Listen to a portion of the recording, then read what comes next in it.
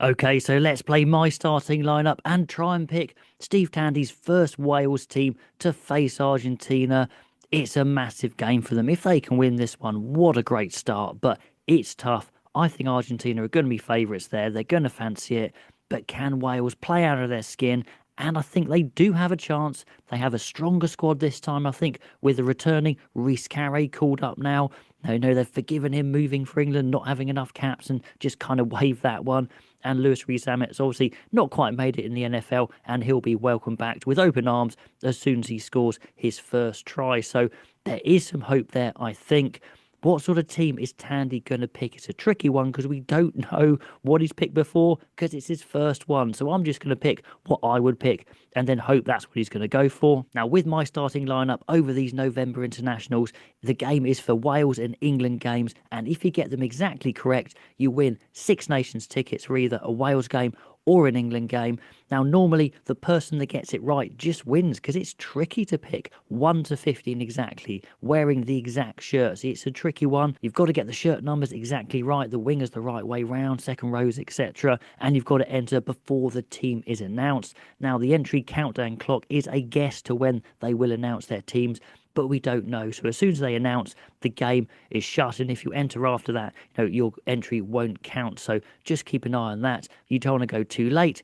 Also, maybe you don't want to go too early because you want to have a look at injuries and things like that. But anyway, let's have a crack at Wales. I think loosehead is really easy. It's going to be Nicky Smith. He is on fire at the moment, playing the rugby of his life. Brilliant scrummager.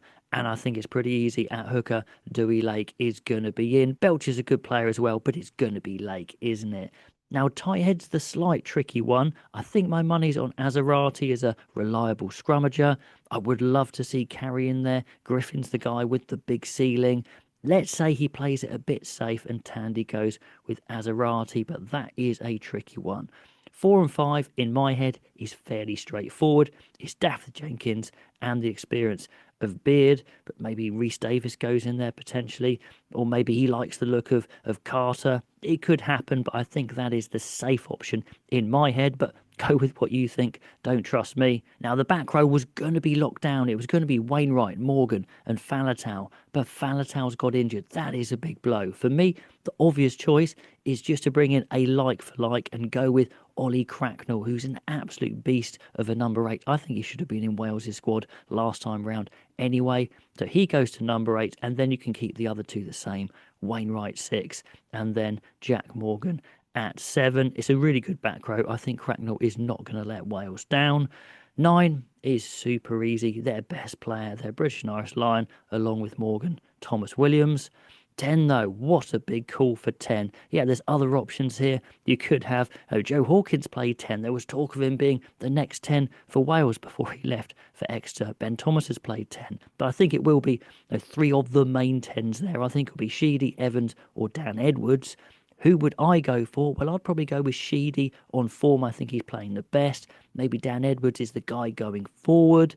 It's a tricky one. Let's say he goes with Sheedy, but that's going to be a gut call from you guys. Centres wise, I think it's a slight weak position, actually, dare I say. Ben Thomas has played there before. He's an excellent playmaker, but he is absolutely tiny. You could go for someone like Joe Hawkins, who's slightly bigger and still a playmaker. Or you could go for the four-man, Nick Tompkins, who's actually playing some really good stuff for Saracens. Probably his best rugby for a while. He's really tough and nuggetsy. Hasn't always had the best career for Wales, but let's say he has a resurgence and he plays 12.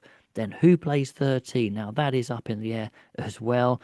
Now I think it's going to be Max Llewellyn. I've got a few reservations about Llewellyn. He's big, he's strong, he's fairly quick, but he can make some errors as well. But it's a big physical centre partnership, and maybe that's a good way to go against Argentina. 15, let's go there first. That is pretty easy. It's going to be Blair Murray. He is tiny, but what a counter-attacker. Very brave. I think he'll do great. 11 now is going to be Rees-Zammit on one wing. Which wing will he play on? And I'm going to say he plays on the left, but could be the other way round. And the guy I really like is Tom Rogers, actually. Every time I've seen him for Wales, he's looked really classy. I think Rio Dyer's decent, but just back in the squad. Josh Adams, I think, has dropped off a little bit, but he may well play for his experience. But I'm going to go for Rogers. That's a bit of a punt from me. you may well go for Adams. So that's my team. If you're going to play my starting lineup, do have a go. Try and predict it. If you get it right, you're probably going to win outright Six Nations tickets for next year. Let me know if you do get it right. Is that one going to be right? I'm not so sure. This is a tricky call because it's the first selection. Are Wales going to win? They're going to have to play out of their skin. It's going to be a really good match. I'm looking forward to it. Anyway, do like, do subscribe, comments down below, and I'll catch you next time.